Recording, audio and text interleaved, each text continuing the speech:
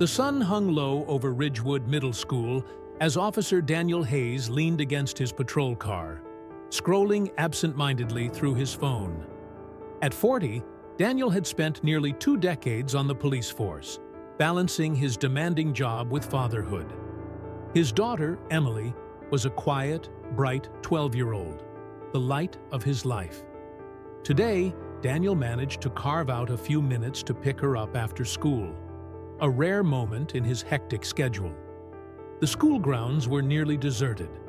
Most students had already gone home, leaving behind an eerie quiet. As Daniel scanned the area, he spotted a young girl struggling a few feet away. She was about Emily's age, her dark hair tied back in a loose ponytail. Something about her movements seemed off. Her small hands were gripping the neck of a large glass bottle lodged in her mouth, her face flushed with effort as she tried desperately to remove it. The girl, Aaliyah Brooks, turned her eyes toward Daniel. They were wide, filled with a mix of panic and hope, silently begging for help. Summoning her remaining strength, she stumbled toward him, her movements frantic and unsteady. Daniel straightened, his expression hardening. His lips curled into a faint, mocking smirk as he muttered under his breath, "Kids these days, always doing something stupid." His tone carried a sharp edge of disdain as he added, "Figures. Only someone careless would end up like this." Aaliyah's hands waved in desperate gestures, her breaths coming in short, labored gasps around the obstructing bottle. Daniel didn't move. Instead, he chuckled coldly and said louder, "What were you thinking? Eating glass bottles for fun?" His laughter cut through the still air, sharp and mocking. Aaliyah's knees buckled. The panic overwhelmed her, and she collapsed at his feet, unconscious. The bottle remained stuck, forcing her mouth wide open, her lips swollen and red from the pressure. Daniel sighed, irritated. "Great. Just what I needed," he muttered. Still, he was a police officer. After a moment of hesitation, he pulled out his radio and called for an ambulance. His voice lacked urgency, as if this were merely a mild inconvenience in his day. The paramedics arrived swiftly, their faces tight with concern. A problem soon became apparent. Aaliyah needed a guardian to accompany her to the hospital. With no one else present, the paramedics turned to Daniel. He grimaced, reluctant to get more involved. "Fine," he muttered under his breath, reasoning that he could handle the paperwork quickly and still make it back in time to pick up Emily. At the hospital, the situation escalated. The doctors worked urgently to assess Aaliyah's condition, while Daniel waited impatiently in the hallway. Moments later, a distressed couple arrived.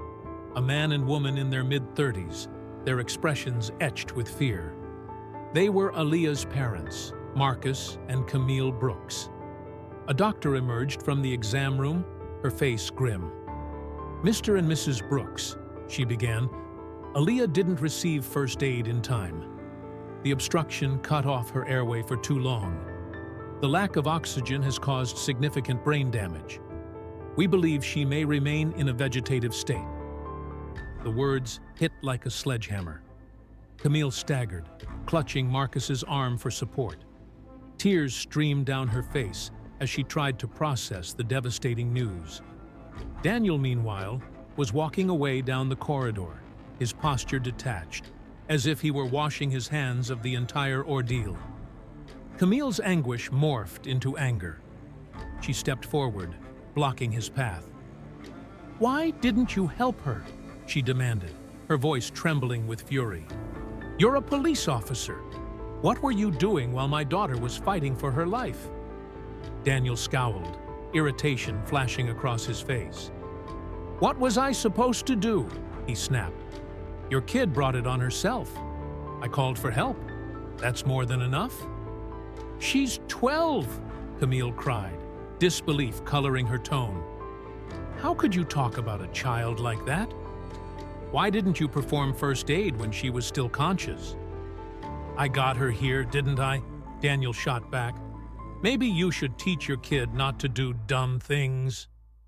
As Daniel turned to leave, Marcus stepped forward, his voice rising. We pay taxes that fund your salary. How can you treat a human life like it's disposable? Daniel sneered. She's not dead, is she? I don't have time for this. He checked his watch pointedly. I've got my own daughter to pick up. You'll regret this, Camille shouted after him as he strode away. Her voice cracked with a mix of grief and rage, echoing in the sterile hospital corridor. Daniel didn't look back. Life quickly returned to its regular rhythm for Daniel Hayes. He told himself the incident with Aaliyah Brooks was nothing more than a fleeting annoyance. His days fell back into their predictable pattern. Long shifts at the precinct, followed by afternoons waiting outside Ridgewood Middle School to pick up Emily. For Daniel, Emily was his world. Her shy demeanor and sharp intellect were his anchors amidst the chaos of his job. But Daniel couldn't shake a nagging sense of unease. Camille Brooks's parting words, "You'll regret this," echoed in his mind at odd moments, uninvited and persistent. He dismissed the thought each time it surfaced, convincing himself he had done nothing wrong. After all, he'd called an ambulance, hadn't he? It was a crisp Thursday afternoon when everything unraveled. Daniel arrived at the school gates as usual, leaning against his car and scanning the crowd of students spilling out of the building. His eyes immediately found Emily. She was standing with two girls near the edge of the parking lot. Something about their body language struck him as odd. The way the girls hovered close to Emily, their faces tense and uncertain. As Daniel stepped closer, his stomach tightened. Emily wasn't moving. Her hands were clutching her backpack straps, her posture rigid. Then he saw it. A large glass bottle jammed in her mouth, eerily similar to Aaliyah's ordeal. Emily's blue eyes darted to her father, her expression filled with a silent plea for help. "Emily!" Daniel shouted, breaking into a run. Emily flinched at his voice, tears welling up in her eyes. One of the girls standing next to her spoke quickly, her voice trembling. "We didn't mean for it to get stuck. Someone shoved it in her mouth and we tried to help, but—" Daniel barely heard her. His mind was racing, flashes of Aaliyah's unconscious body flooding his memory. Panic surged through him, but this time, there was no hesitation. He scooped Emily into his arms and sprinted to his car, ignoring the stares of parents and students. At the hospital, the doctors acted swiftly. Emily's lips were swollen, and her breathing was shallow, but her condition wasn't life-threatening. Daniel sat in the waiting room, his hands shaking as he replayed the moment over and over in his mind. The thought of losing Emily was unbearable. When the doctor finally emerged, Daniel's relief was palpable. "She's stable," the doctor said. "We managed to remove the bottle without causing further damage. She'll need a few days to recover, but she's going to be fine." Daniel thanked the doctor profusely, his voice thick with emotion. But his relief was short-lived. As he stepped into Emily's room, he was reminded of the challenges they'd faced since her autism diagnosis. She sat quietly on the bed, her gaze fixed on a tablet, her small fingers mechanically swiping across the screen. She hadn't spoken a word since she was 5, a consequence of the condition exacerbated by a traumatic accident years ago. Communication between them was limited to notes, texts, and guesswork. "Emily," Daniel began, his voice soft as he knelt beside her. "What happened? Who did this?" Emily didn't answer. Her face remained expressionless, her focus glued to the tablet. Daniel's heart sank. He recognized the familiar walls she put up when she felt overwhelmed or unsafe. A nurse entered, handing him a small piece of paper. "She wrote this when we were examining her," the nurse said gently before leaving. Daniel unfolded the note. The shaky letters spelled out a single word: bullies. Rage bubbled up inside him. His fists clenched as he pieced together the story. Emily had been targeted, likely for her quiet demeanor or her condition. He had failed her. The thought burned in his chest like acid. As he left the hospital with Emily later that evening, another memory resurfaced. Aaliyah Brooks's pleading eyes, her silent cries for help. Camille's words rang louder now, their meaning sharper. Was this karma?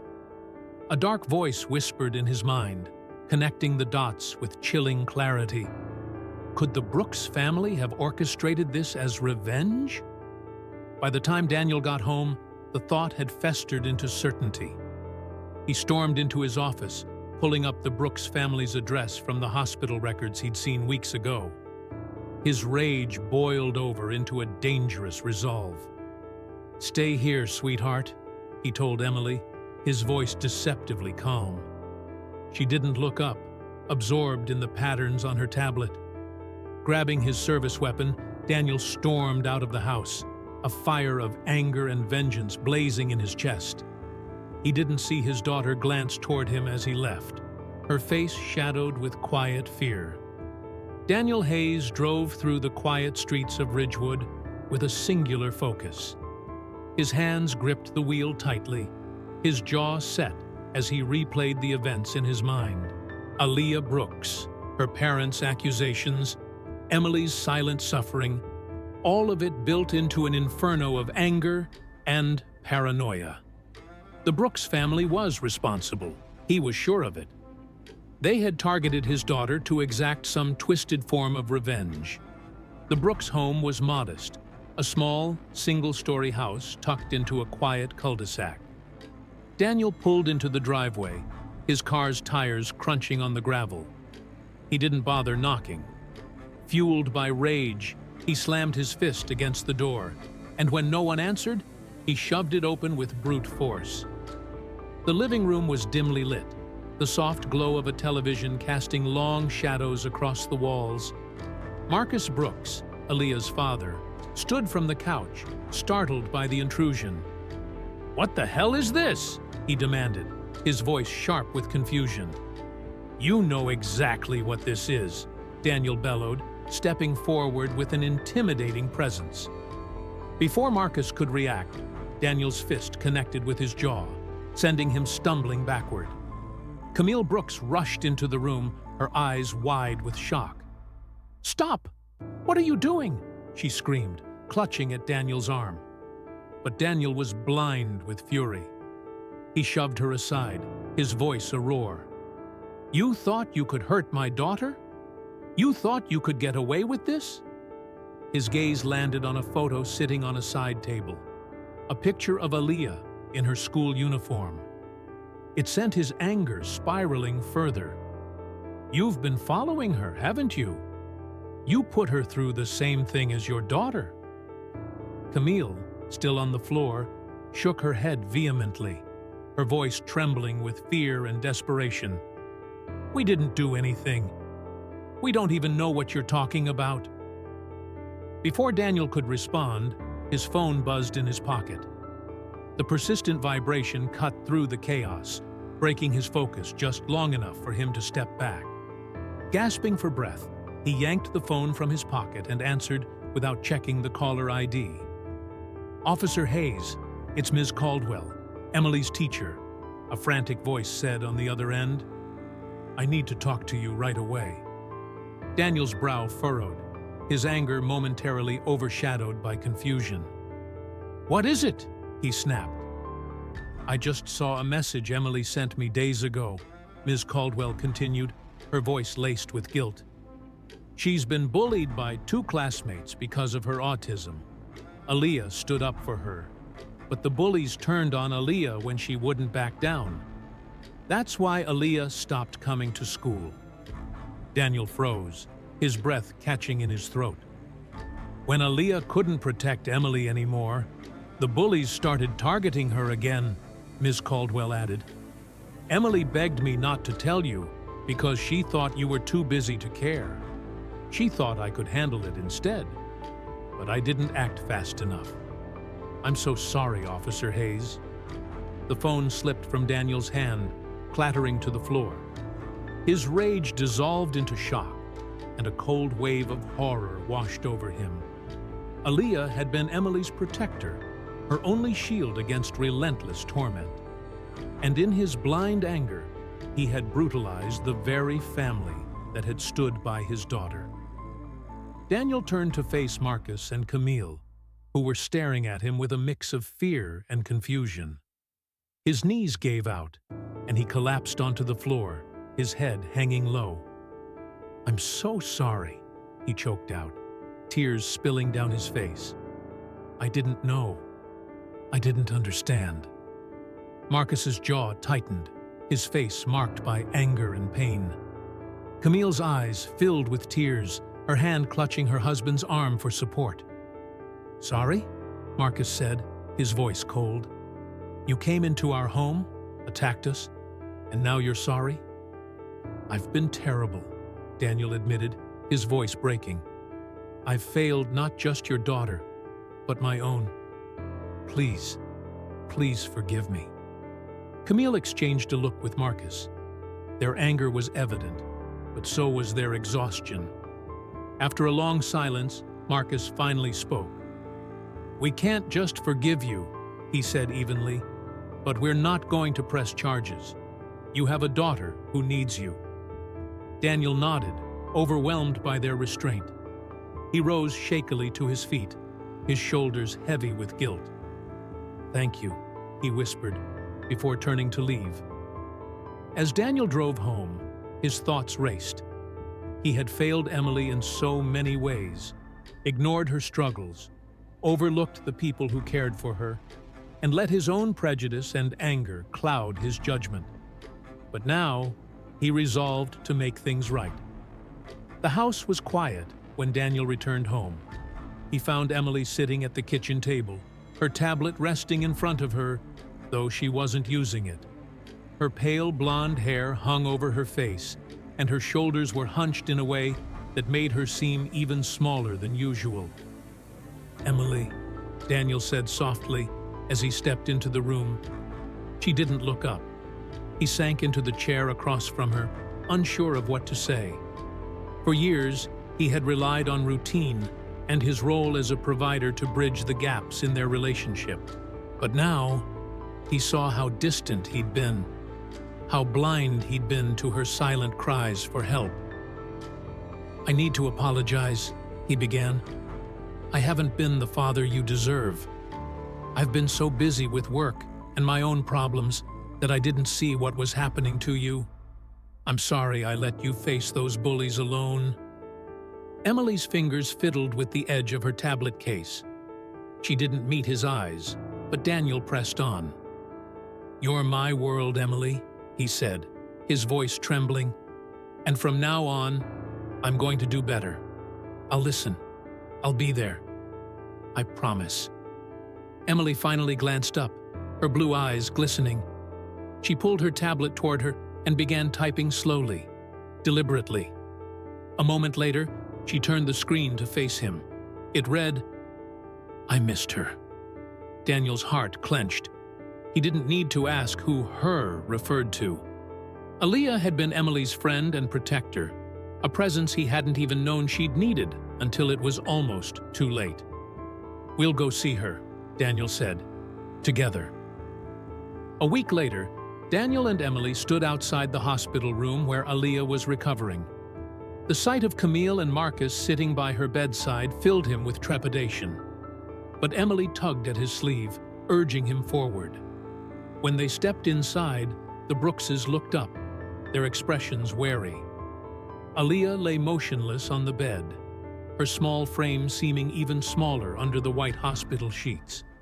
But her chest rose and fell steadily, a quiet assurance that she was still fighting. "Thank you for letting us come," Daniel said quietly. He placed a hand on Emily's shoulder as she moved toward the bed. Camille nodded, but didn't speak, her eyes watchful. Emily approached Aaliyah with a mix of hesitation and hope. She reached out, taking Aaliyah's hand in her own. For a moment, there was no reaction. Then, ever so slightly, Aaliyah's fingers twitched. Camille gasped, her hands flying to her mouth.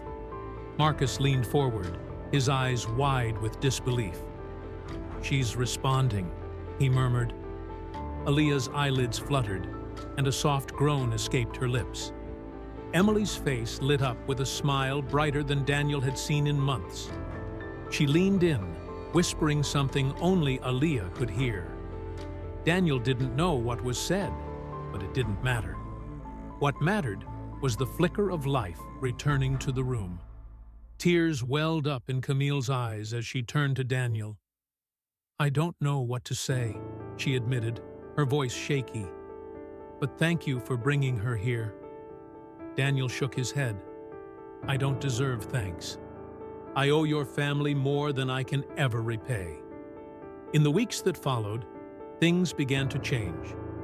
The school took swift action against the bullies who had tormented both Aaliyah and Emily, placing them in juvenile detention and implementing stricter policies to protect vulnerable students. Emily started attending counseling, where she slowly began to open up. Daniel joined her for some of the sessions, learning how to better communicate with and support her. Aaliyah's recovery was slow but steady. She regained consciousness fully, though the damage from her ordeal would take time to heal.